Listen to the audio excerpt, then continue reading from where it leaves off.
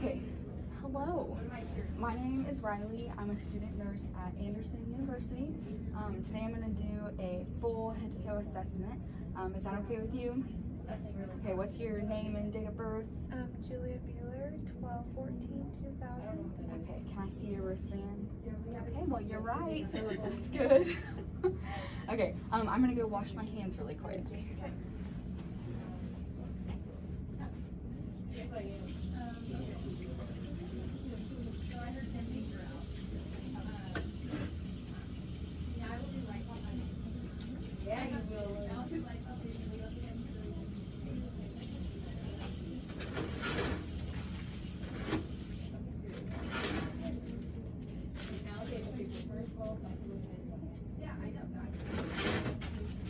Sorry, my hands aren't dry yet.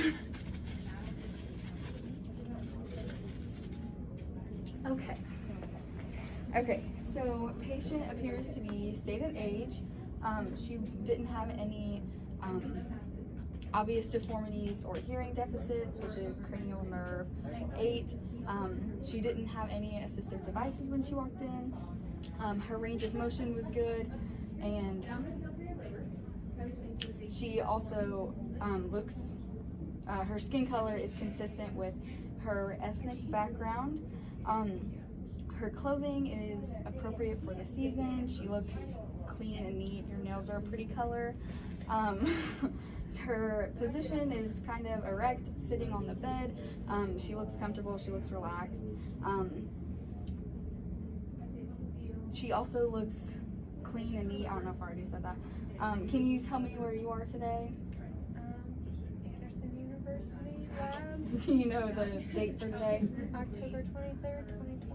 Okay, so patient is alert and oriented ×4, so she's oriented to who she is, where she is, the time, and the situation. Her facial expressions are appropriate. Her face is symmetrical, and that's cranial nerve 7. And she also, her mood and affect are appropriate. Her speech is articulate, and the speech pattern is regular and even. The content is appropriate. She's speaking English, which is her native language. She's making appropriate eye contact.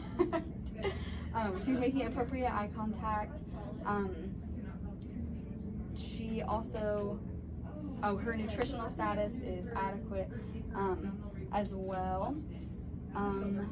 So moving on to hands, head, face, and hands. So the hands are warm and dry. The skin color is consistent with the rest of her body.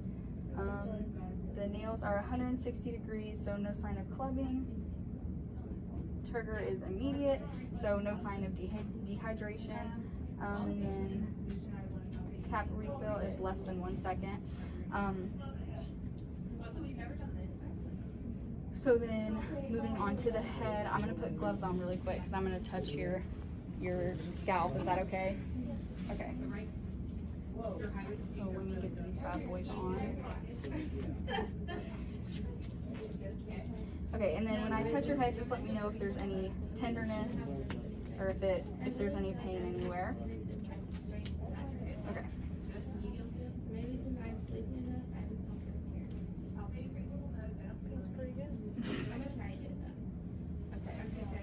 So the head is normocephalic.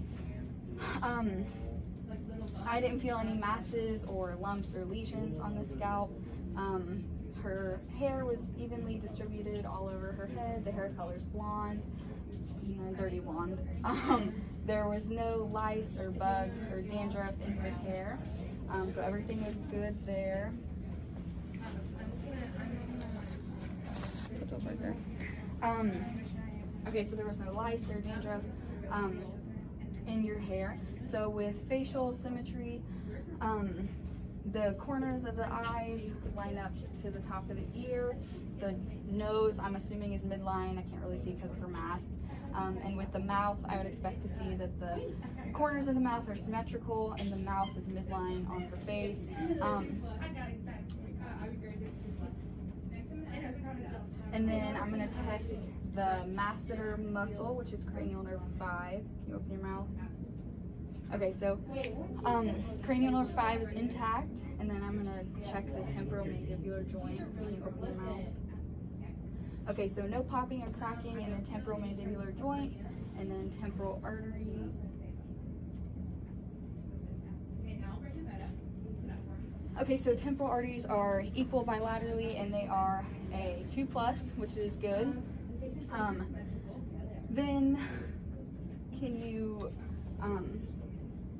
oh, I'm gonna do a series of tests, sorry. Can you squeeze your eyes shut? And then can you smile and frown and puff out your cheeks? Okay, so that's cranial nerves 5 and 7, so they are both intact.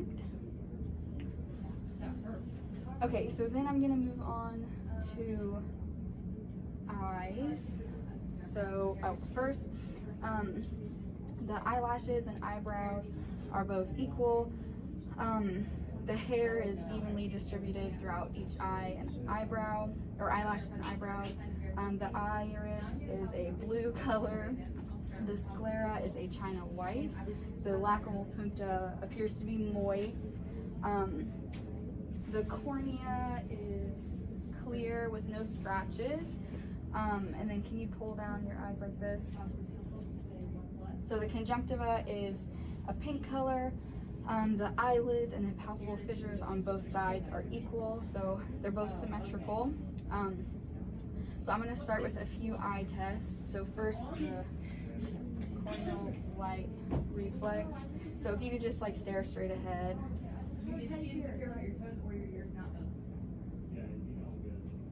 Okay, so the light appears in the same spot in both eyes. And then if you could just follow my finger.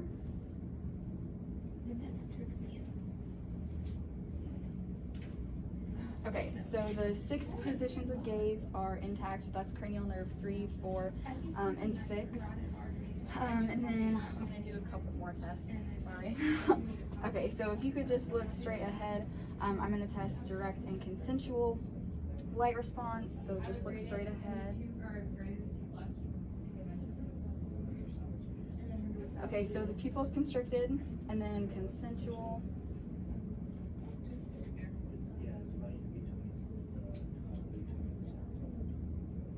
Okay, so the pupil's constricted again when the light was shining in the eye. So that's cranial nerves 2 and 3, they're both intact. And then for accommodation, can you stare at the curtain and then stare at my finger? Okay, so the pupil's dilated when she was looking far away, and then they constrict when she looks close up. So the pupil sizes are equal and round and reacted to light and accommodation, which is what we expect to see. And then I'm going to look at the retinal background. Okay, so if you could just look straight ahead again.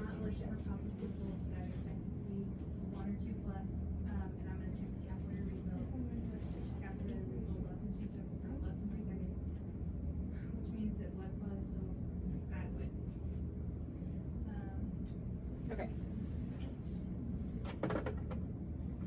Okay, so the red reflex was noted, and it was intact, and then the retinal background was like an orangish, kind of like a sunset color. The vessels were paired with no nicks.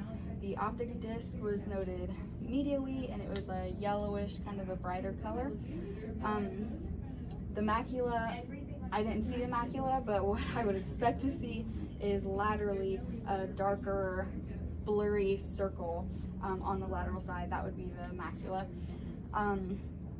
And then the retinal background, like I said, was an orangish sunset color, which is what we expect to see. So the retina is intact. So moving on to ears. I'm just gonna look at the ear. So both ears are evenly placed. They look symmetrical. There's no redness or irritation. She has her ears pierced, but there's no irritation with that. And then I'm just gonna touch your ear, so just let me know if there's any tenderness. Patient has full range of motion, muscle strength is 5 out of 5. Is there any tenderness? Okay, so no tenderness. There's also, I would do this bilaterally as well. Okay, so then I'm gonna look into the ear. Oh wait, I'm also gonna palpate the mastoid process. Okay, was there any tenderness? Okay, so mastoid process is intact with no tenderness. Okay, now I'm gonna look at the ear.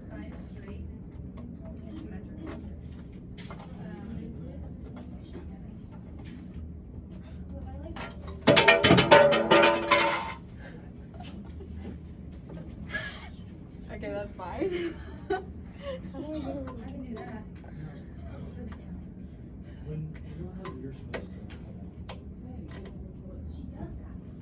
Sorry. How do I get that out? Okay, I got one. Okay, so I'll pick that up later. Okay, so also if I hurt you, just let me know. So I'm gonna inspect the inside.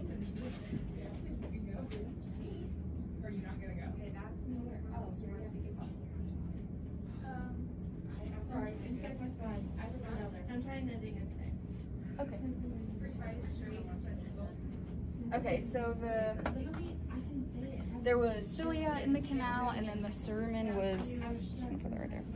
The cerumen was honey colored, which is appropriate. The tympanic membrane was a pearly gray. The cone of light was at 5 o'clock. The annulus went all the way around, and the umbo and manubrium were in the middle. The pars tensa was at the bottom, and the pars flaccid at the top. And those all are normal findings, so everything in her ear is appropriate. So I'm not going to do this, but then I would move on to the nose. So with the nose, I would inspect that it's midline on her face. I would inspect the septum and make sure that there's no deviations. I would look in the nose with a pen light and inspect the mucosa, the color of the mucosa as well. And then I would also inspect the turbinates. Then I would test the patency by occluding one nostril and having her breathe in, and then doing the same with the other nostril, and you would expect to see that the patient can breathe in equally in both nostrils. Okay, so then again, I'm not going to do this one, but then I would move to mouth.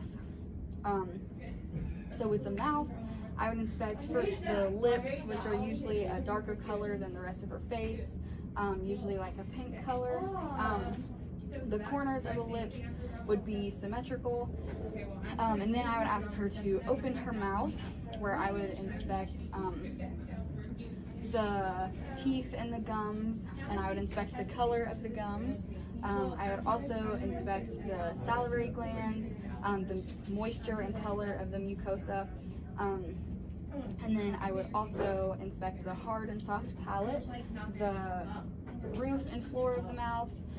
And then with gauze, I would inspect all sides of the tongue. And then I would also inspect the uvula and see that it is midline.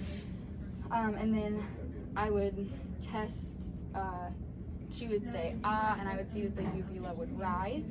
And then I would test the gag reflex by touching the uvula, and that is cranial nerve 9 and 10. And then I would ask her to stick out her tongue, which is cranial nerve 12. So then moving on to neck. So I am going to do this. So first I'm going to look at the neck. The neck is midline. There's no masses or no lumps, no abnormal pulsations. Yeah, no abnormal pulsations. So then I'm going to palpate the lymph nodes, starting with pre-auricular, post-auricular, occipital, and then submental, and then submandibular, and then jugulo-digastric, and then for the cervical chain, the superior chain, the deep and then the posterior, and then the supraclavicular. Okay, thank you. Okay. So then I will palpate the carotid artery one at a time. Oh, none of the lymph nodes were enlarged. So everything was good with the lymph nodes. There was no swollen lymph nodes. So now I'm going to palpate the carotid artery.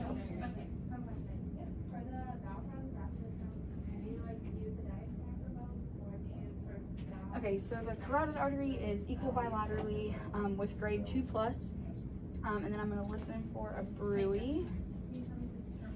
Yeah, so bell for yes, both. It's a sharp and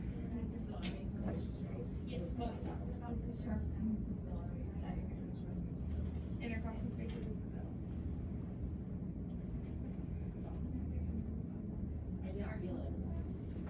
Okay, so there was no bruit heard. Okay, so then I'm going to palpate the trachea. And the trachea is midline with no masses or deviations. And then I'm going to palpate the thyroid gland. So do you have a drink down there? You want me to get you a drink? My drink's over there. Okay. Thank you. Okay, so to palpate the thyroid gland, I'm going to put my hands near the trachea, and then if you could take a drink, and I'm pushing the trachea to the side. Okay, and then the other side, go ahead and take another drink. Okay, thank you, you're good. So the thyroid gland was not palpable, which is normal. So the thyroid gland wasn't palpable, which is normal. So then I'm going to move on to posterior chest. So, but first with the chest, there's no, the depth and effort of her respirations is normal. There's no heavy breathing. There's no struggle to breathing.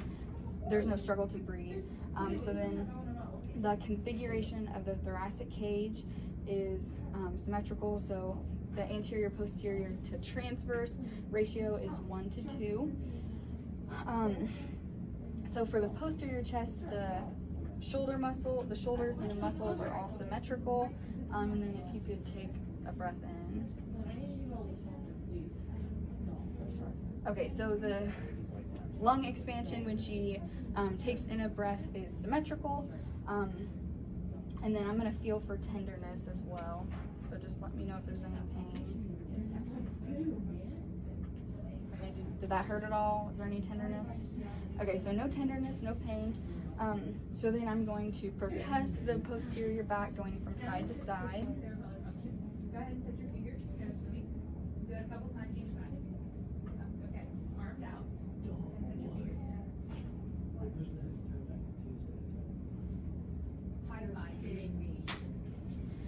Okay, so resonance was heard throughout the posterior back. So now I'm gonna auscultate in the same spots. So whenever I move my stethoscope, just take in a deep breath. Okay.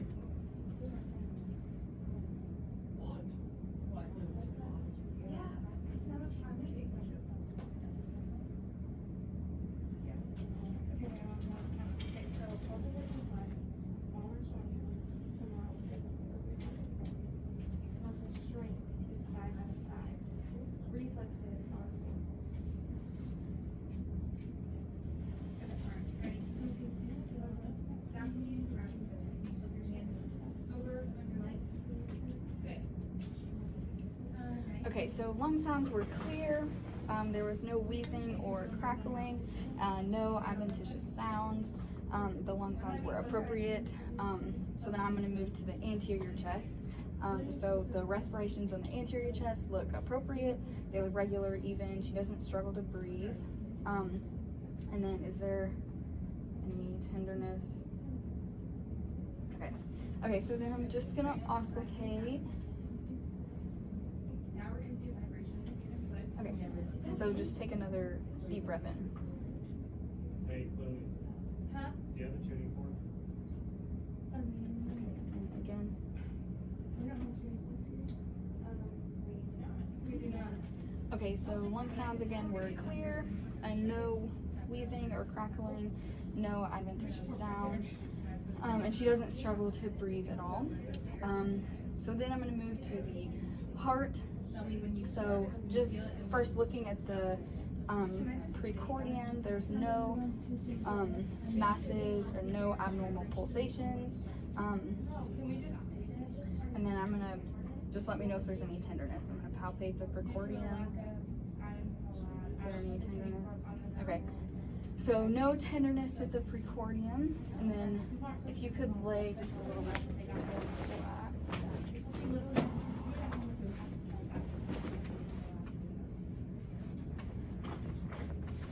Okay. Okay. So then I'm going to palpate for the apical pulse, which is 5th intercostal space, mid-clavicular line. So I'm going to reach under your shirt. Is that okay? Yeah.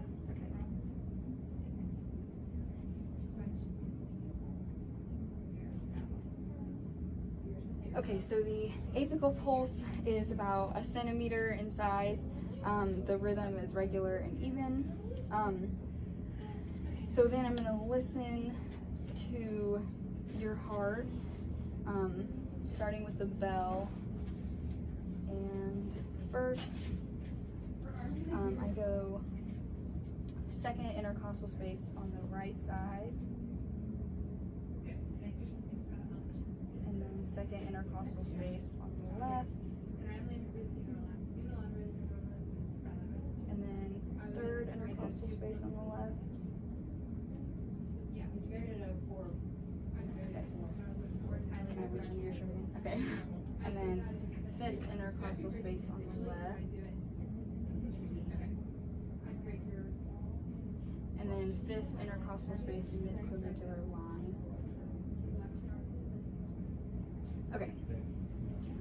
So then I'm going to do the same with the diaphragm. Okay. Starting with the aortic valve.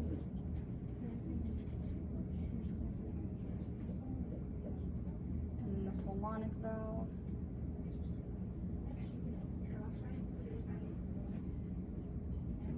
And then the Erb's point.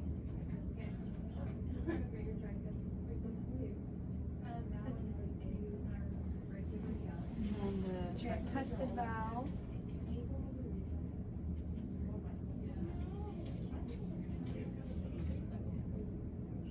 And then the mitral valve. Okay.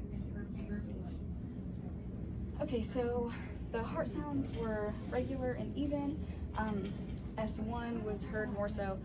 S1 was heard louder at the apex, and then S2 was heard louder at the base.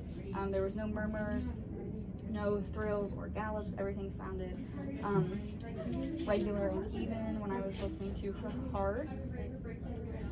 So then moving to upper extremity. You can sit up if you want, just a little bit. Okay, so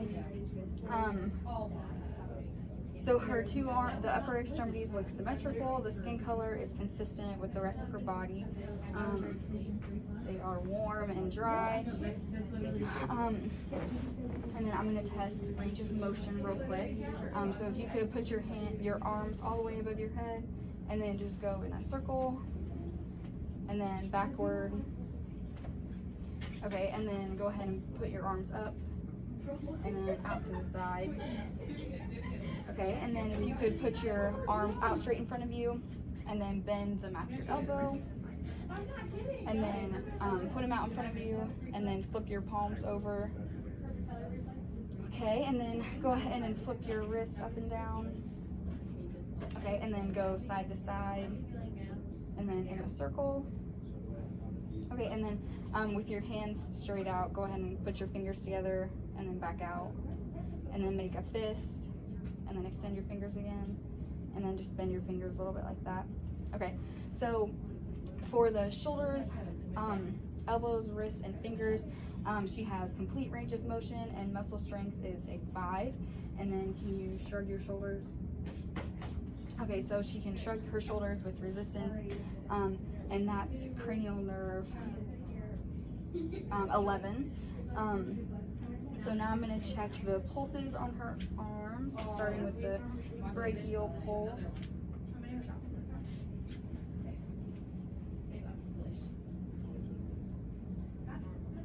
Okay, so brachial pulse is a +2, and then radial is +2, and then ulnar is +2. So her pulses are all good. So now I'm going to move on to the abdomen. So if you could lay flat again. Sorry. Okay, so the abdomen, can I lift up your shirt? Yeah. Okay, so the abdomen is symmetrical, the contour is flat, there's no obvious masses or lumps just by looking at the abdomen. The umbilicus is inverted and the umbilicus is midline as well. The skin color is consistent with the rest of her body. There's no redness, no swelling, and no lesions on her stomach as well.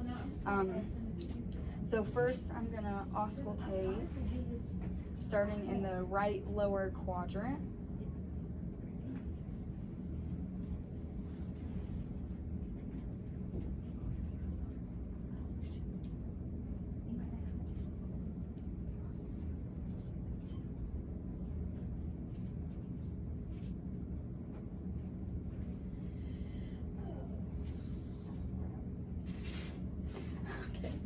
Okay, so vowel sounds were hyperactive in all 4 quadrants, and they were high-pitched as well.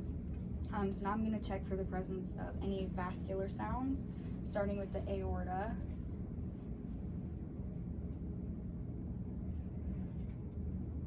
And then renal.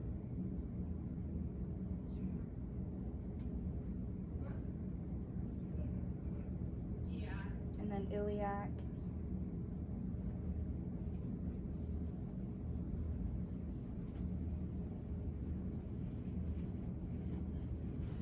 Okay, so there's no vascular sounds, which is what we expect to see, or hear, I guess. Okay, so now I'm gonna percuss, starting in the right lower quadrant.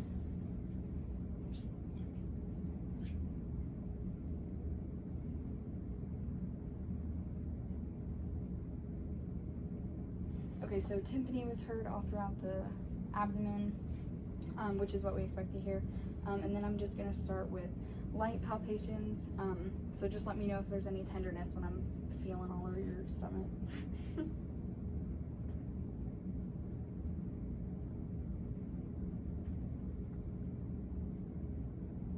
Did you feel any tenderness? Okay, so I felt the musculature. There was no masses just by feeling light palpations. Now I'm going to palpate a little deeper, so just let me know if there's any tenderness.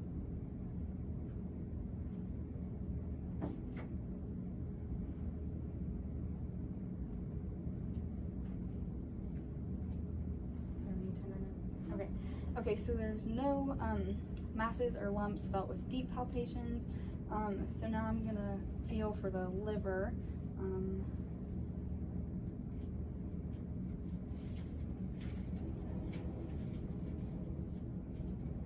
Okay, so the outer edge of the liver was felt just below the rib cage on the right side of her body. Then I'm gonna palpate for the spleen.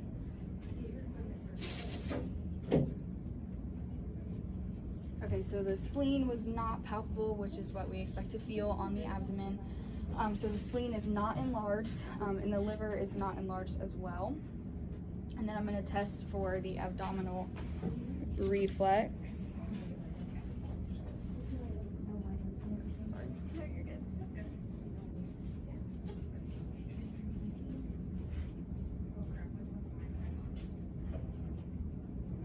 Okay, so the umbilicus, I saw the umbilicus twitch a little bit, so the abdominal reflex is a 2+. Then I'm going to check for any inguinal nodes, so I'm going to kind of get a little personal.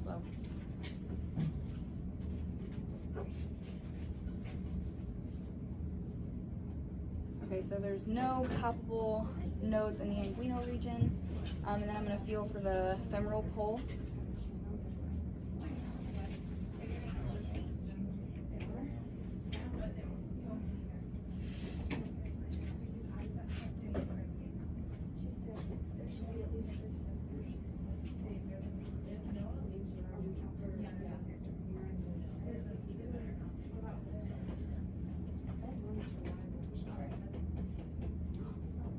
Okay, so the femoral pulse is a 2+. And then if you could just lift your head, I'm gonna inspect for a hernia. Okay, so no signs of a hernia, which is good. And then I'm gonna move to lower extremity. Yeah, you can sit up. Okay, so just looking at the lower extremities, they look symmetrical. They look about the same length, which is good. The skin color is consistent with the rest of her body. The temperature is warm, and her lower extremities are dry as well. There's not much hair on her legs, but there's just a little bit, so it's evenly distributed. And then there's no sign of varicose veins, and there's also no sign of pretibial edema. And then I'm gonna check the capillary refill.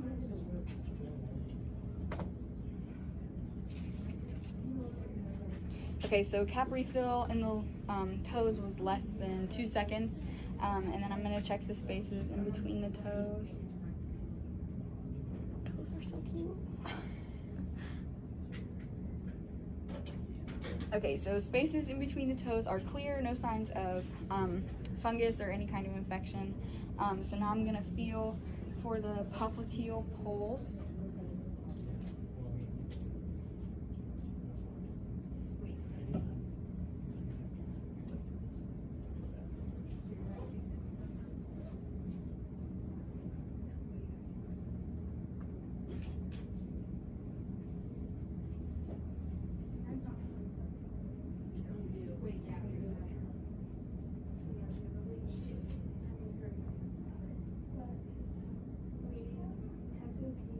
Okay, so the popliteal pulse is not palpable, but that's normal because the popliteal pulse is often very hard to find. So then posterior tibial pulse.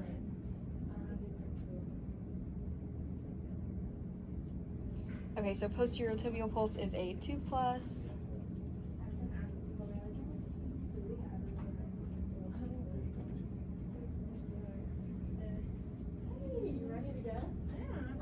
Okay, and dorsalis pedis is a 2+ as well.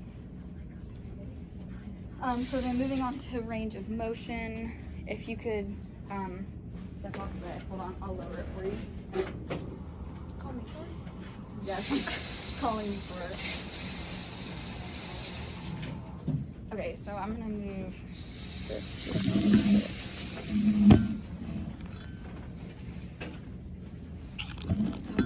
Okay.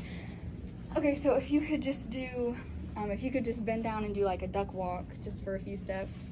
Okay, so she has complete range of motion in the, she has complete range of motion in the hips, knees, ankles, and feet, and muscle strength is a 5. So with joints, there was no popping or cracking in your joints. Did you feel any tenderness or pain? Okay, so no pain or tenderness in the joints. And then for musculoskeletal, if you could just do like a little shallow knee bend. Okay, so she's able to do a shallow knee bend. And then if you could bend over and touch your toes, I'm gonna examine your spine. Okay, so her spine is midline, there's no deviations, no sign of scoliosis. And then the curvature is regular and even. And then if you could lean back and then lean over side to side. And then rotate your shoulders like you're about to crack your back. Okay, so range of motion of the spine. She has complete range of motion of the spine. And then for gait, if you could walk on your heels just a little bit forward, and then turn around and walk on your toes back to where you were. Okay, so her gait is good. She's able to walk. So then we'll move on to neuro. So while you're standing, if you could just close your eyes and then just stand straight up. And I'm gonna watch you for 30 seconds.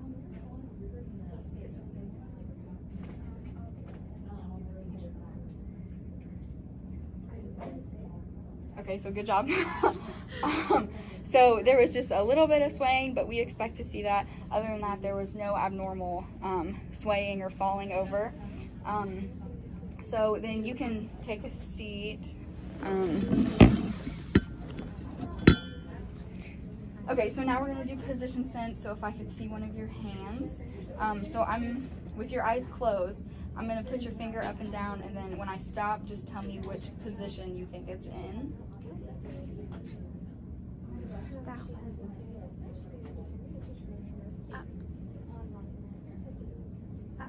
Okay, so that was good position sense. She can tell where her finger is with her eyes closed. So now for graphesthesia, so I'm gonna draw like a letter on your palm, and then with your eyes closed, you just tell me what letter you think it is.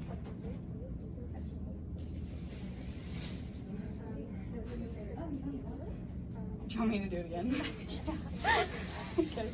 Okay, I'll do a different letter. Okay. I? T?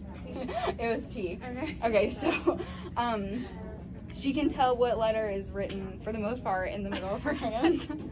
And then I'm gonna also put a couple objects in the palm of your hand, and then you just tell me what you think they are with your eyes closed. A paperclip. Okay, and then one more. A dice. Okay, good job. So that was sterognosis. So she can tell what objects are in her hands. And then we're gonna move to cerebellar function.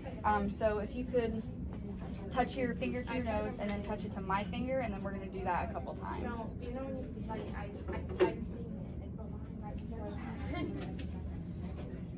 Okay, so she can do the finger to nose and then finger to finger. And then if you could put your hands like in your on your thighs and then flip them over and then do that as fast as you can. Good job. So that was rapid movements. And then if you could take your heel to your shin and then rub it down to your ankle. Okay, so she can take her heel to her shin. And then I'm gonna test cranial nerve 5 with sensation to your face. So with this cute little Q-tip thing, swab, I'm gonna touch it to your face, and then you just tell me when you think it's touching your face. No.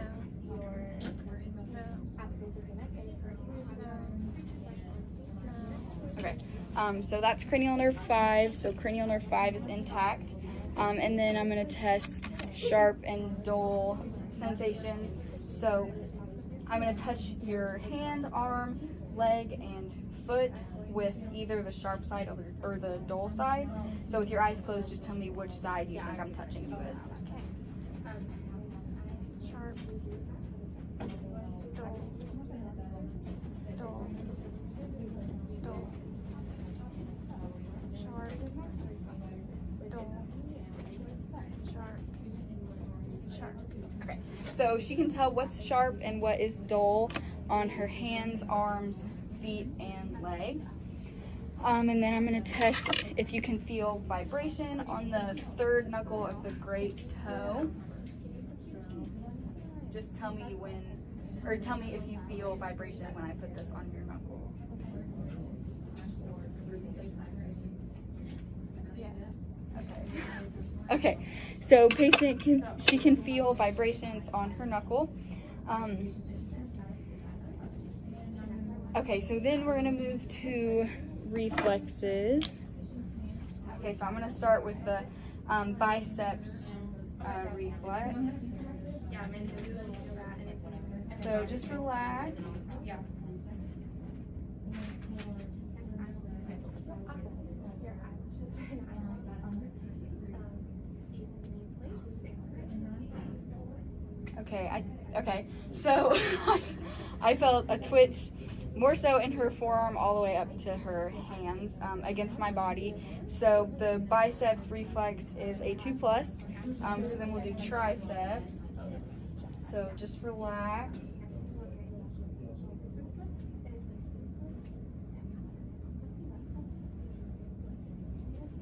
Okay, so triceps reflex was a 2+. And then brachioradialis. Okay, so just relax.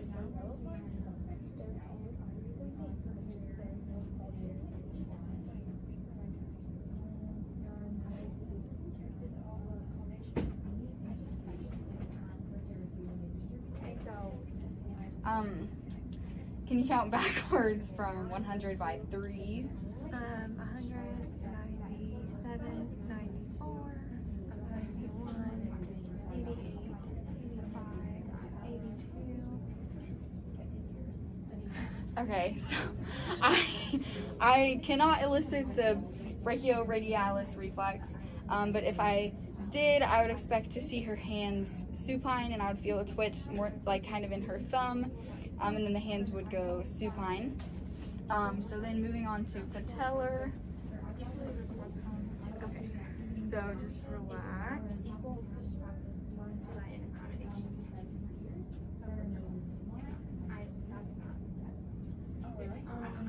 Okay. The patellar reflex is 2+. Okay, so then Achilles. Actually, I'm gonna go over here. Actually, I'll go over here. Sorry. Okay. So just relax your foot.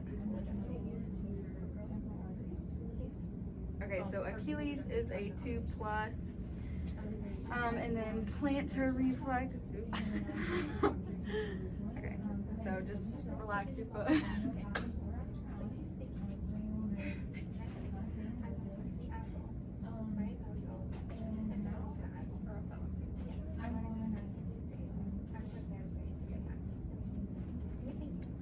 Can you count backwards from 100 by fours? Oh. Yeah. 100, 96, 92, 88, 84, 80, 76, Okay. 72. Okay, so I cannot elicit the plantar reflex, but if I did, I would expect to see the toes on the foot curl inward. So that's all I have for you. Thank you for letting me do an assessment on you. Do you have any questions? Okay, do you need help getting up? I'm good. Okay, thank you.